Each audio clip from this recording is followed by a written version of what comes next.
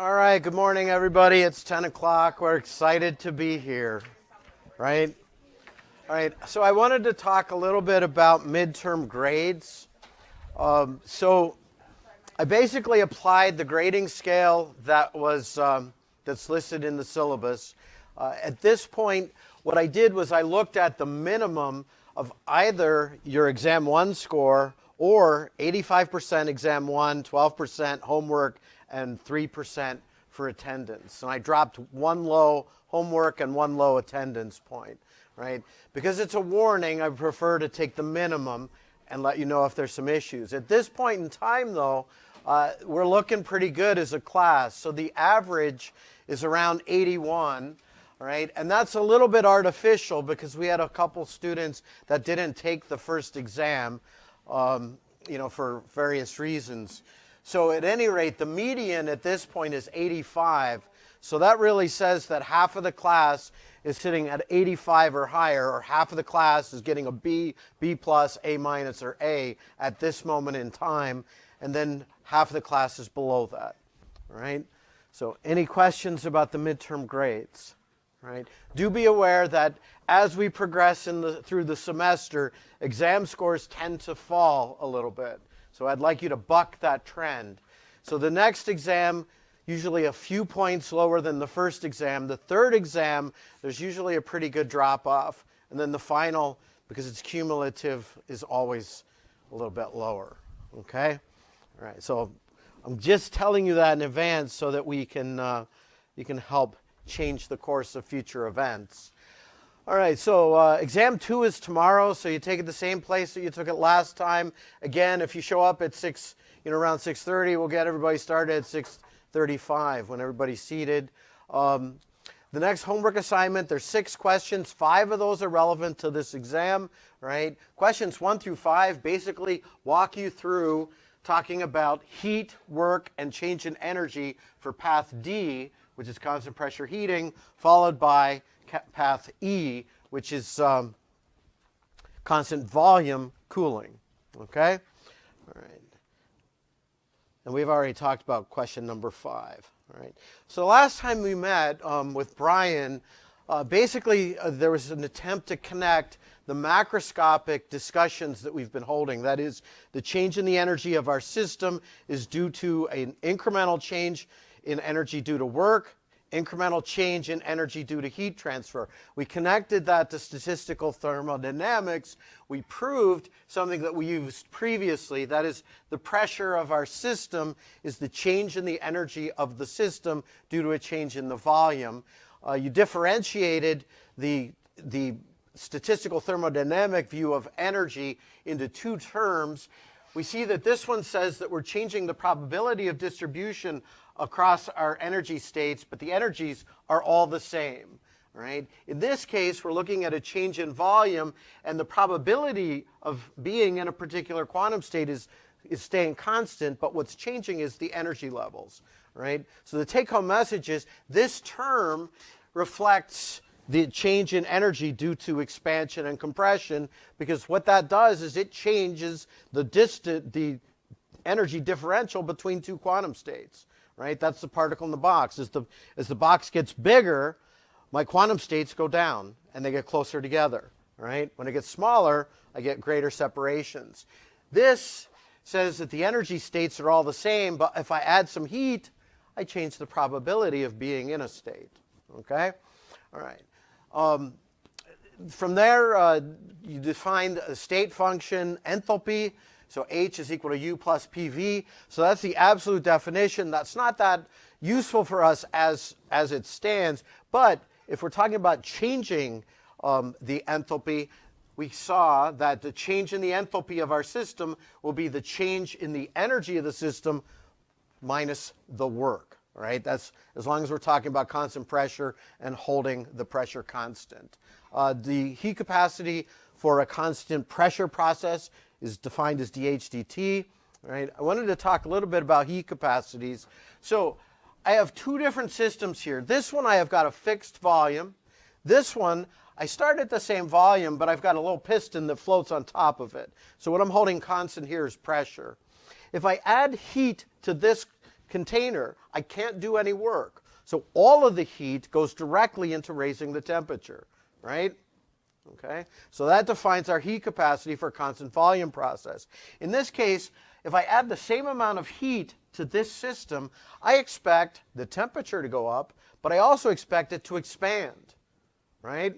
And if it expands, that means some of the added energy is being used as heat or as in performing work, and therefore my temperature change will not be as great. Does that make sense? Right? And from that, what we can conclude is that the heat capacity of a constant pressure process is in general greater than the heat capacity of a constant volume process. Does that make sense to everybody? All right, so this is significant when we talk about gases, right? That's because I expect if I add heat to a gas, it can expand appreciably, right? Now, if I add heat to a piece of metal, we may see it expand, but it's not going to expand very much, right? Not like a gas does, right? So when we talk about liquids and solids, we're going to see that these two heat capacities are much more close. They're similar to each other because there isn't much change in energy due to work, okay? All right, and then I just wanted to build on this. So if we start with our definition of the constant pressure heat capacity, I can rearrange it and say that dt dH Cp. All right, so I've just rearranged our definition, okay? And what that says is that I can integrate both sides of this, and that means I can get H for one temperature, say HT2, minus HT1, will be given by the integral from T1 to T2 of Cp, the heat capacity function of temperature dt. Okay? And we're going to cover this today, but basically if you stop and step back and say, how do I determine relative enthalpies, that is enthalpies reference to another temperature, I look at heat capacity data. Okay? Does that make sense? All right, so we've talked qualitatively about the difference between heat capacity of constant pressure and constant volume process. What we want to do is extend that to a more quantitative description. Then we're going to take a moment to look at to see how well heat capacities agree with experiments, the ones that we've talked about previously. We'll go into determination of delta H, and then this portion, Hess's law, formation reactions, enthalpies of formation. This should be a review from general chemistry, right? We're not covering it much more deeply than you did in general chemistry. Right? The only other thing I wanted to just mention is we have shown previously that the heat capacity at constant volume for our ideal gases is given by the heat capacity due to translation. That's always 3/2 R, right? And that's temperature independent, right? Again, that's referring to the center of mass moving through space, right? We also have talked about the heat capacity due to rotational motions, right? For atoms, because there are no rotations, that's 0. For linear molecules, it's R, and then for nonlinears, it's 3/2 R, okay? Again, this is temperature independent, right? So if this was all that we needed to think about for heat capacity, we'd say that for ideal gases, heat capacity is temperature independent. But what we also know is that there's a vibrational contribution. For atoms, it's equal to 0. For our linear and nonlinear molecules, what we know is that it goes from 0 at low temperatures up to R at high temperatures. We've shown that multiple times, that those are our limits. And that's going to be R per vibrational mode. So if I'm talking about a diatomic molecule, there's only one vibrational mode, so it's going to go up to R. Right? If I have 4 vibrational modes, it'll go up to 4R at high temperatures. Okay? This is the temperature dependence portion of our heat capacity for an ideal gas. Does that make sense to everybody? All right. So when we talk about adding heat, this is all review from last time. What I want to do now is I want to talk about the enthalpy for an ideal gas. So we start with the definition of enthalpy, H equals U plus PV. Because we're talking specifically about an ideal gas, what's PV the same as? N RT. Right? And I'm going to put a little G down there just to remind us that what we're talking about is specifically about the gas phase. Right? And then what I can do is I can differentiate this entire equation with respect to T. So that will become dH dt. And this will become du dt. And my next term will be the derivative of nRT with respect to T. What does that become? Just nR. All right? And one of the things that we can see at this point is, well, dH dt, that's our definition of constant pressure heat capacity. And this is our definition of constant volume heat capacity. So what we can conclude is that Cp is equal to Cv plus N times R, right? Now this is the heat capacity that is an extensive property. That means I need to know how many moles of gas I have on hand. If I divide through by N, then I end up with Cp per mole is equal to Cv per mole plus R. Or we can say the heat capacity at constant pressure minus the heat capacity at constant volume is given by R. Right? So we know explicitly now that the difference between constant pressure and constant volume molar heat capacities is simply the gas constant R. Right? So what we've seen so far for a monoatomic ideal gas, Cv is 3/2 R. So if I do an experiment at constant pressure, I expect the heat capacity to now be how many R? 5/2 R. All right? And for an ideal diatomic gas, that will be 5/2 R plus 2/2 R, or 7/2 R. All right? And for a nonlinear polyatomic, it will go to 4R. And of course, for these, I've had to assume that my vibrational contribution is 0.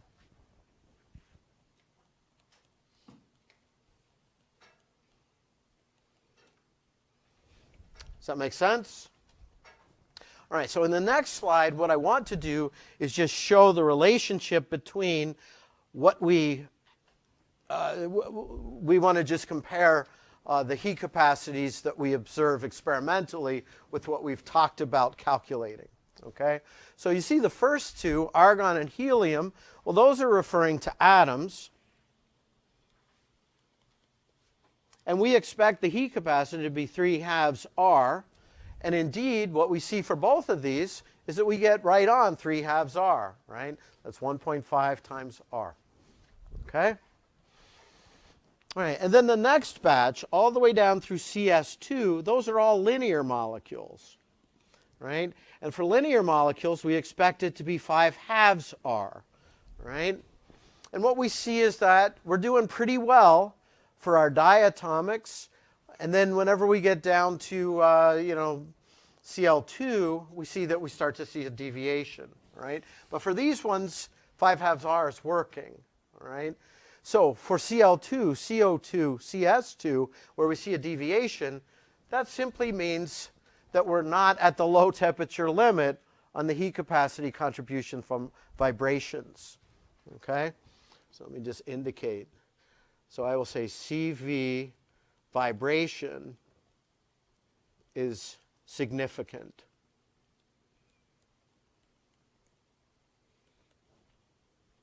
And for these guys, we're doing pretty well.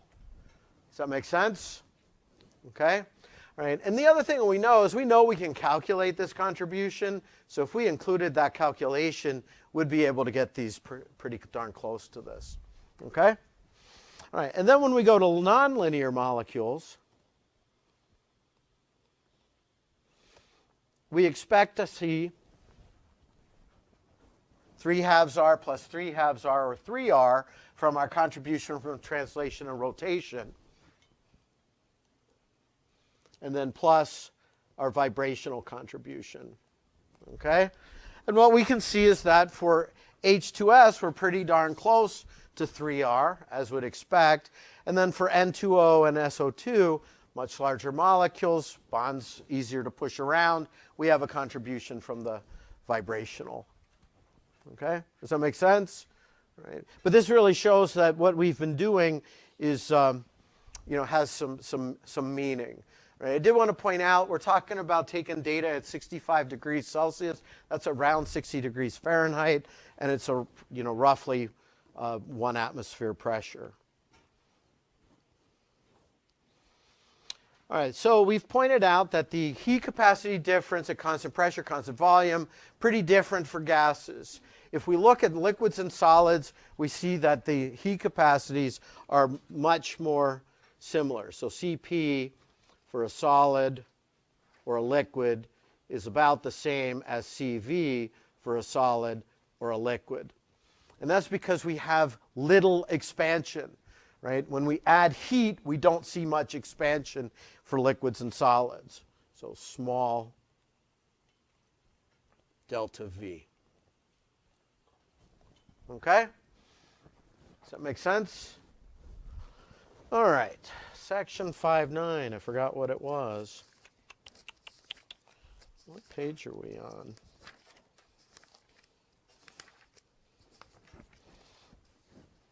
Okay. So we're going to talk about relative enthalpies.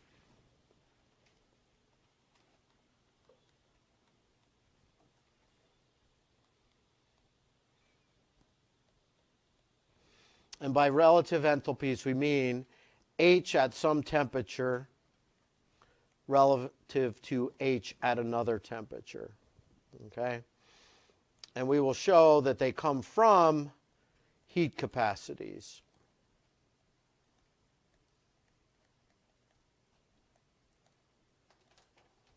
Okay? Before we move forward, let me just mention something. So when we're talking about U and H, right? We know that if we knew exactly what the energy of our system was, we could calculate H because this is simply going to be U plus PV. All right? The issue is that we can't know exactly what the energy of our system is. There's potential energies in there, and so there's a reference point that you have to determine. Right? So this is not knowable. Therefore, this absolutely is not knowable. But what we can say is that if I have a system and I add 1 joule of heat to it, I know that that change in that energy of that system is increased by a joule. Right? So delta H and delta U are things that we can calculate. Okay? All right, so we've already stated this before. We'll take it again. So we know that our heat capacity is defined as dH dt. So I can say that dH is equal to Cp function of T dt, right? And if I'm interested then in knowing a delta H, then what I'm going to do is I'm going to integrate this, right? So I'm going to integrate between T1 and T2, and that's going to correspond to the integration between H of T1 and H of T2. Okay? And the result of that integral will give me my relative enthalpy, HT2 minus HT1. Okay? Now, because we often want to use 0 Kelvin as our reference point, then that says that our limit of integration will be between 0 and some temperature. So I can say that the result of that integral will be H at some temperature that I'm interested in minus H at 0 K. And that's going to be the same as the integral from 0 K to some arbitrary temperature, the heat capacity dt. Okay? All right, so that's how we would determine these. So I want to take a moment to look at some experimental data. So this is the heat capacity per mole that's been measured for benzene. Okay? So as a function of temperature, what we see is that, the first thing that comes to my mind is I see as I change temperature, the heat capacity changes. Right? So that means heat capacity is a function of temperature. right? So if I'm at 0 degrees Kelvin, what phase do we expect the benzene to be in? Solid. So this is basically means I'm having this solid at higher and higher temperatures. And then I see a discontinuity, right? What do you think's happening at that discontinuity? Then I have a phase change. So this is the solid. This is the liquid. I have another discontinuity. That means I'm in the gas phase. Okay? So this will be solid, liquid, gas. Cp is clearly a function of the temperature. All right? So if I need to do accurate work, I need to know what that functional relationship is. Okay? And what we've said is that we can use this heat capacity data using this equation to calculate what our relative enthalpy is. So that's our relative enthalpy. So if I'm talking about looking at 150 Kelvin, that value of H, delta H, is going to correspond to, well, you help me out. What would I do starting at this point? I would integrate from 0 to here. Okay?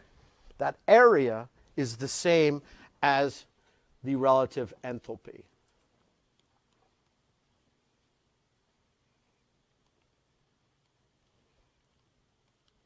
So H of 150 minus H of 0, and that corresponds to that point, right? So every point along this path is going to reflect the integration up to that temperature, okay? Now we have to worry about how we deal with this discontinuity, and we'll be talking about that down the road. For now, all we'll say is that this difference here will be delta H that's associated with the phase change. So this is fusion, right? And if you think back to general chemistry laboratory, you measured enthalpy changes of melting and vapor. Well, I don't know if you did vaporization. Did you guys do nitrogen? Liquid nitrogen? No? All right. It's been a while. Right? And then the next phase change would be delta H per mole of vaporization. Okay? And then this region where I'm in the liquid phase reflects the integral along that path. Okay? So I want to summarize this in a single equation.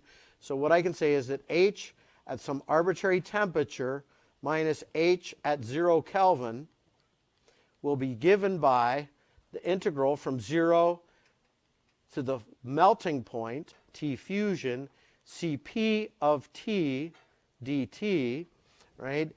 One of the things that we see is our heat capacities are different for different phases, so I need to make sure that I label that as the solid state heat capacity. Once I get to the melting point, then what I can do is I can add in delta H of fusion. Then once everything's in the liquid phase, then I can integrate from the melting point, T of fusion, up to the vaporization temperature using the heat capacity. Now it's going to be of the liquid phase, function of T dt. And then once I get to the vaporization point, then I have to add in delta H of vaporization.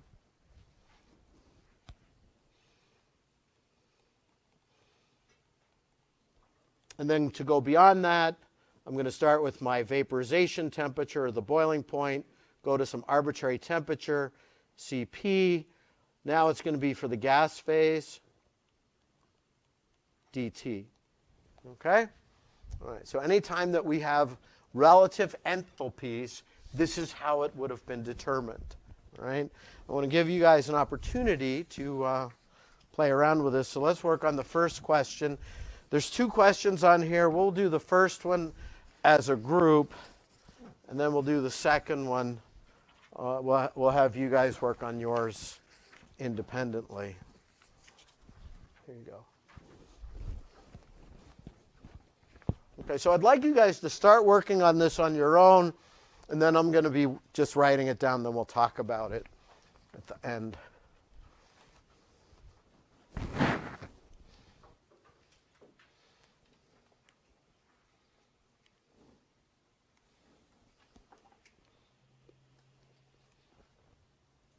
You guys needn't be so quiet.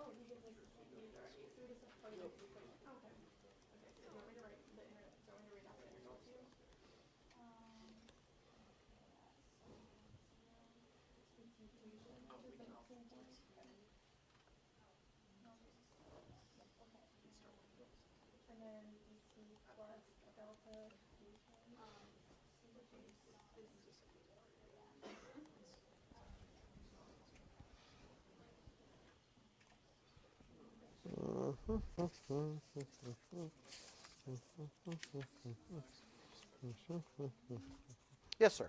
Is the stuff from today testable? Yes, I will. Yeah, so it ends at 5.8. So this what we're doing now is not, but everything up to this is. Right. Like a third inch?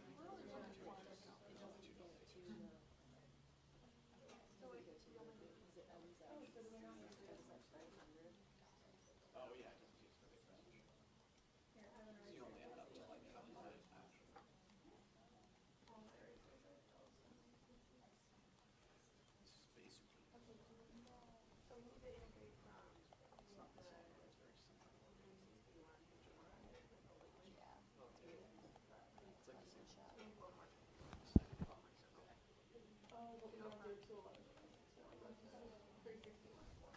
Oops.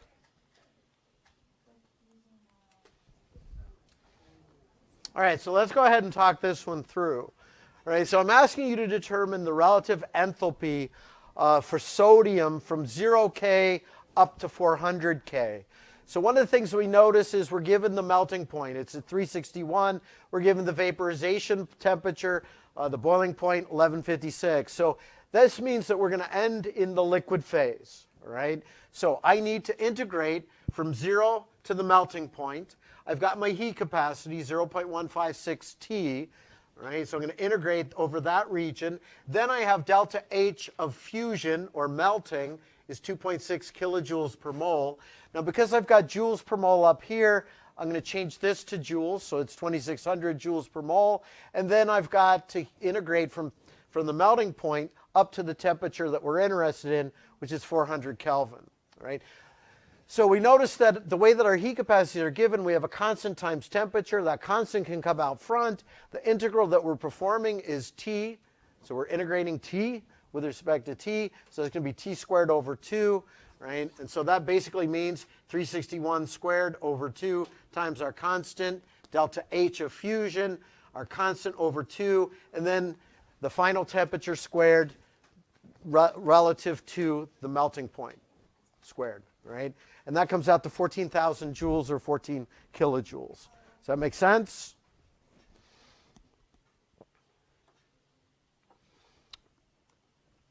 All right. And the next question we're going to have you guys work on your own when we get to it, assuming that we get to it. All right. So while the quiz was going on, a student asked, is this going to be on the exam tomorrow? And the answer is no. The drawing line between what's on the exam and what is new material is right here. All right?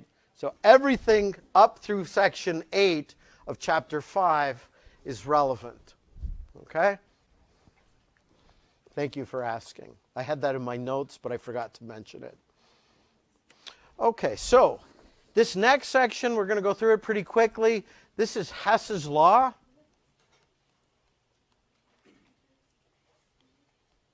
And chemical reactions. Okay? All right, so what we know is that enthalpy is a state function.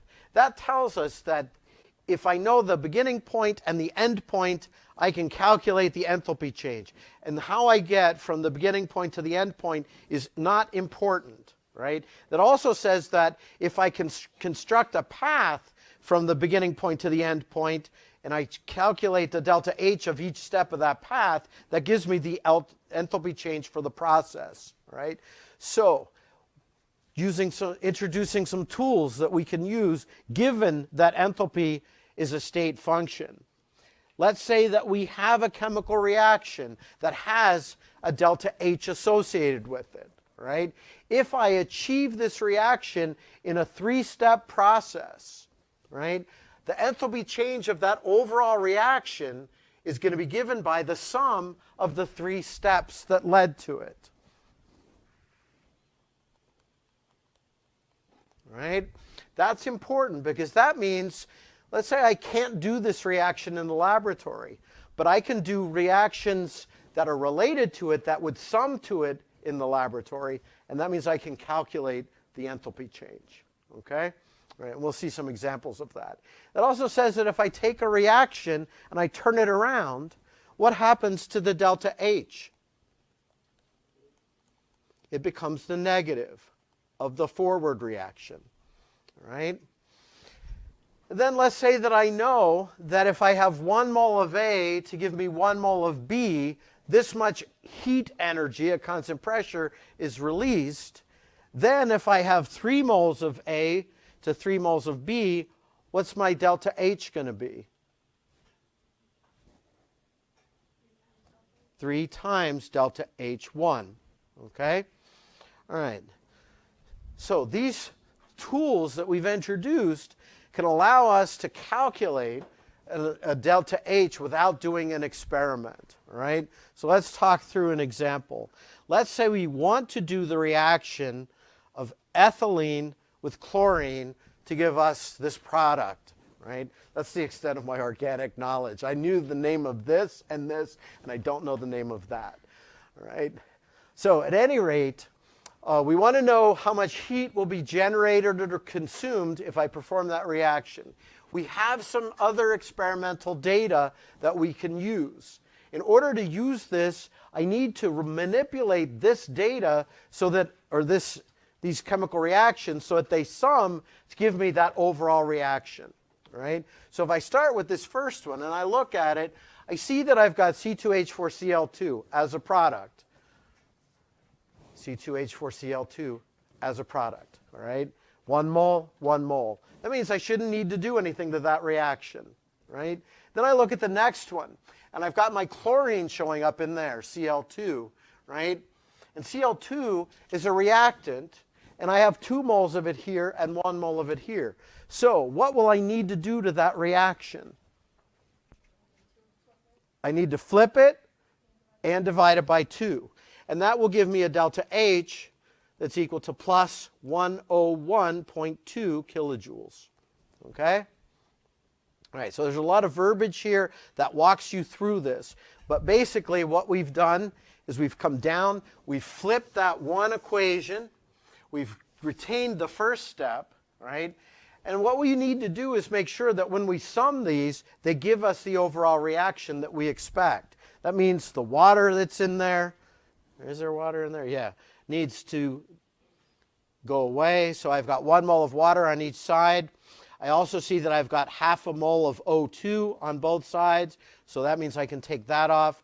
And then finally, I've got 2 moles of HCl on each side. And indeed, summing these 2 steps together gives us the reaction that we're interested in. And that basically means that it's okay for me to sum these 2 reaction steps together, and I end up with minus 217.5 kilojoules. Okay? Does that make sense? Right? Okay, so this next graph, I'm not going to talk about it in any detail. This is called an enthalpy diagram. It shows exactly the same thing, but in a graphic style. If it helps you understand, that's good. If it doesn't, don't worry about it, all right? Because it can be a little bit complicated. But at any rate, we start with our one step, right? So this is chlorine and water reacting to form HCl and O2. That's the delta H of that first step, plus 101.2. Right, now I bring in my other reactant and I let the reaction proceed to my overall process, and the overall delta H is going to be the sum of the two enthalpy vectors, right? And that gives me my minus 217.5. Okay? All right, so now it's time for you guys, and this part you work on your own. The key will be posted on the annotated lecture notes, but I'd like you to do the second problem on there as a group.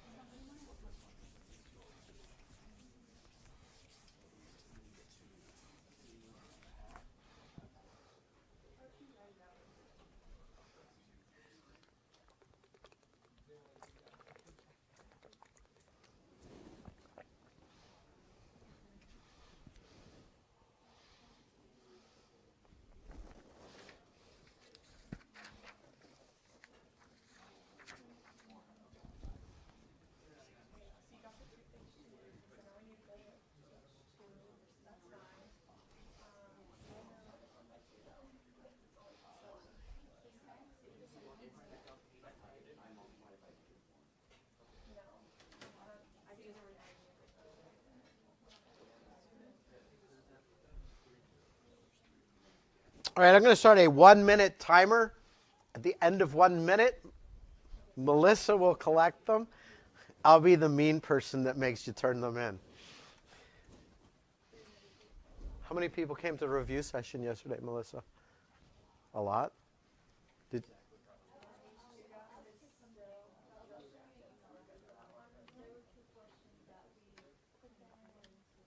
Okay.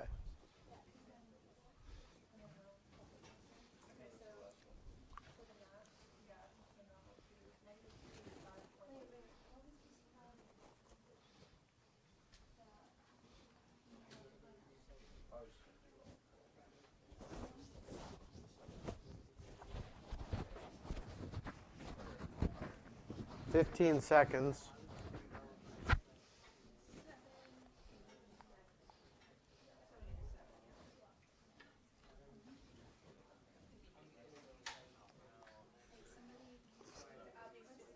Don't look at me.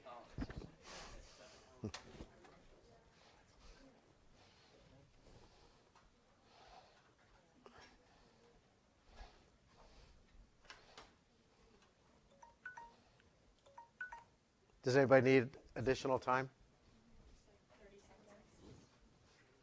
30 seconds, that's a lot. Let's give you 15.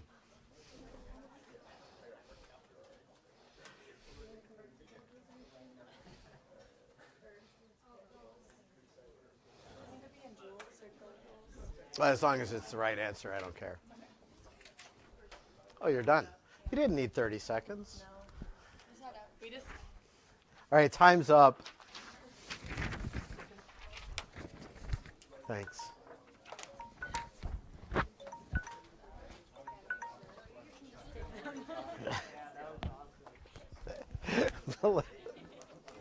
Thank you. Thank you. Thanks. All right, again, the detailed key will be posted with the annotated lecture notes. For those of you that are burning to know, how many people got plus 226? All right, so that was the answer that we were looking for in kilojoules. Okay. All right, so we want to move forward. In the next section, we're going to talk about using enthalpies of formation, all right? So this will be delta H of formation, and that's a standard molar enthalpy of formation. And what we're going to show is that we can use these to calculate enthalpies of reaction.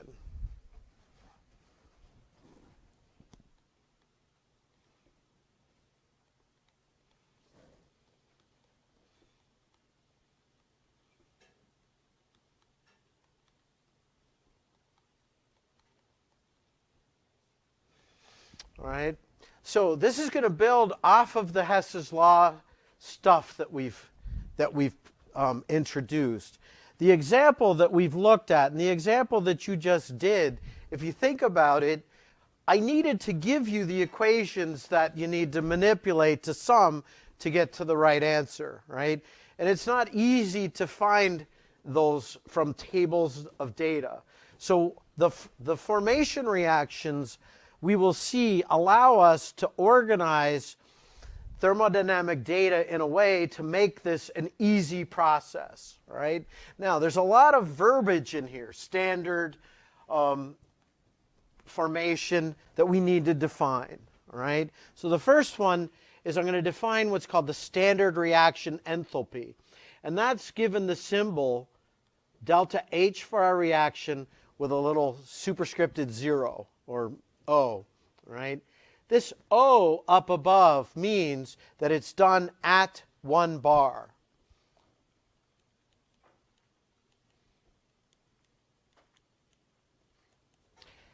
And it's also for a specified temperature, all right? It just needs to be defined.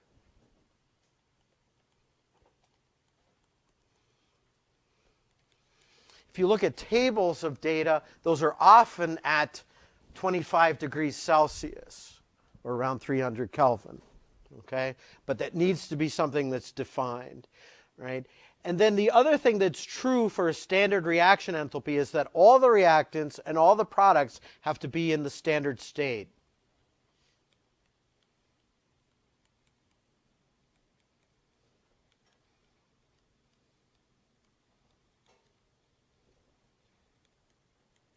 Does anybody remember what standard state means with respect to an element or a reactant?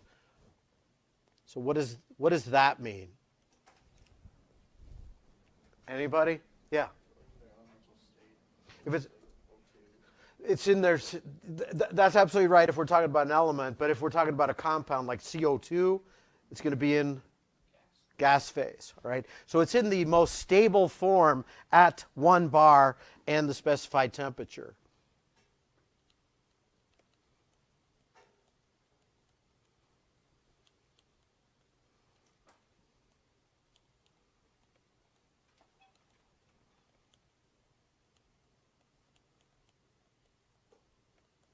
Okay, so by specified temperature, I'm just going to say at 1 bar and 1 at the T that we've defined, all right? So that's what a standard reaction enthalpy is. The next thing we need to do is talk about the enthalpy of formation. So we need to define what a formation reaction is. And these are actually, for me, it's easier to just see what that turns out to be rather than read the definition. But I will read the definition. So a formation reaction always results in 1 mole of a compound in its standard state.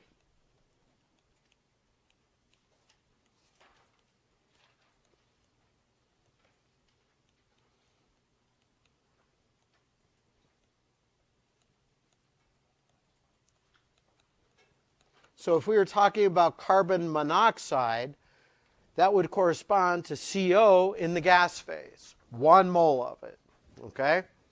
All right. If I was talking about, let's say, C6H6, that's benzene. Standard state at 1 bar at room temperature is the liquid phase, right? Formation reaction always has as its reactants pure elements in the standard state.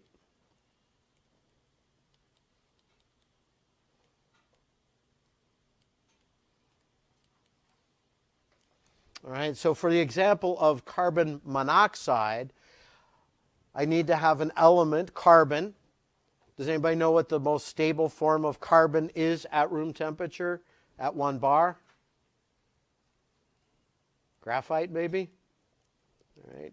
And then oxygen exists as O2 in the gas phase. And to make this a balanced reaction equation, I need to say 1/2 O2. All right? So for C6H6 or benzene, that's going to be 6 carbon in graphite form plus H2 in the gas phase. And how many of those do I need? 3. All right? So now we know what a formation reaction is.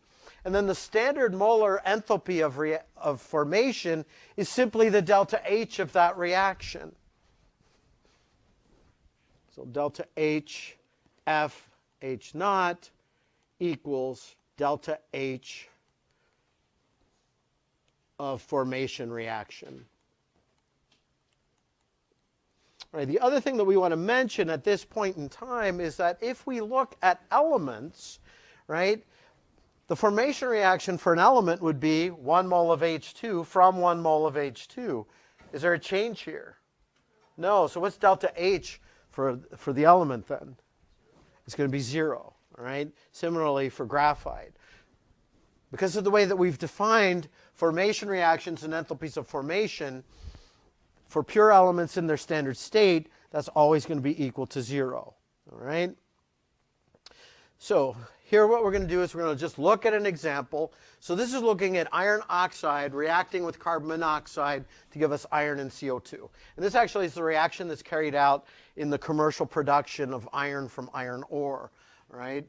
So in this particular case, what I can do is I can write all the formation reactions that are relevant. So this is Fe2O3, comes from iron in the solid state, reacts with oxygen, Fe2O3, CO, carbon, graphite, 1/2 mole of O2 gives me CO. Iron to iron, we know that delta H is 0, but we can write it. And then I've got CO2 from carbon and oxygen. Okay? All right, and then I want to emphasize the fact that all we're doing is applying Hess's law. All right? So if I look at the overall reaction and I look at these reactions that I know the thermodynamic data for, Fe2O3, I'm going to need to flip it, right? CO, I'm going to need to flip it and multiply it by 3, all right? Iron, doesn't matter, it's 0, right? CO2, it's good like that, but I need to multiply it by 3, okay? The next page works that through in great detail, just so that you have all the information. But at the end of the day, we can take that information, manipulate it, get the overall reaction equation, and calculate our delta H. All right? That is a good place for us to stop. I'm letting you out 2 minutes early, right? Because I know it's like pulling teeth keeping attention today, right? Wednesday's going to be rough. Friday's going to be impossible. So you're canceling lectures? No. It's in the faculty handbook. I am not allowed to cancel lectures. All right? All right, have a good one. Good luck, and we'll see you tomorrow.